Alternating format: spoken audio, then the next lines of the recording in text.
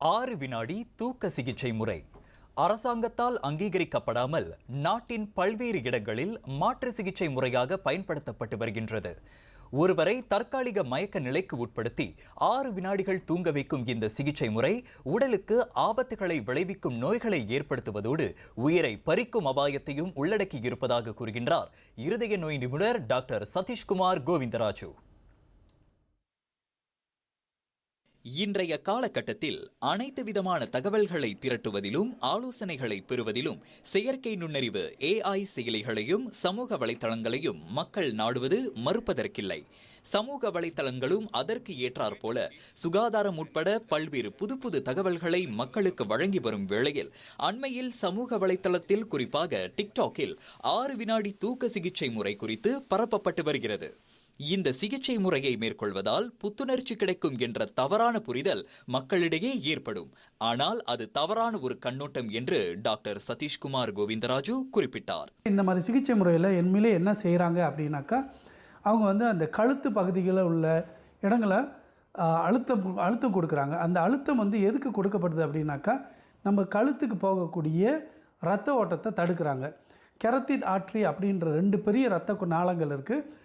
அந்த இரத்த குழாயில் அழுத்தம் கொடுக்கும் போது நமக்கு மூளைக்கு போகிற இரத்த ஓட்டம் தடைப்படுது. அப்படி தடைப்படும் போது டெம்பரரியாக இது நம்ம மூளை ஓட்டத்தில் அந்த ஆக்சிஜன் குறையிறனால ஏற்படக்கூடிய ஒரு மயக்க நிலை. இது கன்வல்சிவ் சிங்கப்பி அப்படின்னு சொல்லுவாங்க. வழக்கமாக நீண்ட நாள்கள் தூக்க பிரச்சனையை எதிர்கொள்பவர்கள் 6 வினாடிகள் தூங்கினால் 8 மணி நேரம் தூங்கியது போன்ற புத்துணர்ச்சி கிடைக்கும் என்று இந்த சிகிச்சை முறையில் கூறப்படுகிறது. ஆனால் இந்த சிகிச்சைக்கு பின்னர் வரும் விழிப்பு நிலையும் புத்துணர்ச்சியும் வழக்கமான தூக்கத்திற்கு பின்னர் ஏற்படும் விழிப்பு நிலையோ புத்துணர்ச்சியோ அல்ல, மாறாக அது ஹார்மோன் மாற்றங்கள் என்று விளக்குகிறார் டாக்டர் சதீஷ்குமார். இந்த ரத்த ஓட்டம் தடைப்படும் போது நம்ம உடம்பு நம்ம மூளை சிக்னல்ஸ் கொடுக்கும். அதாவது ரத்த ஓட்டம், அதாவது பிளட் ப்ரெஷர் ரொம்ப குறைஞ்சிட்ட மாதிரி. அப்போ நம்ம உடம்புல அட்ரினலின் போன்ற சில ஹார்மோன்ஸ் வெளியாகும். எதுக்குனாக்கா அந்த பிளட் ப்ரெஷரை அதிகரித்துக்கிறாங்க. அதனால் அந்த 6 செகண்ட் அவங்க அந்த தூங்கின மாதிரியான ஒரு நிலைக்கு போயிட்டோன்னே அவங்க முழிச்சு பார்க்கும்போது அந்த அட்ரினலின் இஃபெக்ட்னால அவங்களுக்கு உடம்பு ஏதோ ஒரு எக்ஸ்ட்ரா ஒரு தெம்பு கிடச்ச மாதிரி நல்லா புத்துணர்ச்சியான மாதிரி இருக்கும். அது ஆக்சுவலி அது புத்துணர்ச்சி கிடையாது. நம்ம உடம்பு அந்த மூளைக்கு ரத்த ஓட்டம் குறைஞ்சிட்டதை எடுத்துக்காட்டுறதுக்காக உடம்புலேருந்து வெளிவந்த சில ஹார்மோன் மாற்றங்கள் தான் அது. இந்த சிகிச்சையை பெறும்போது சம்பந்தப்பட்ட நபருக்கு இதய துடிப்பு குறைவதற்கான சாத்தியங்களும் உள்ளன.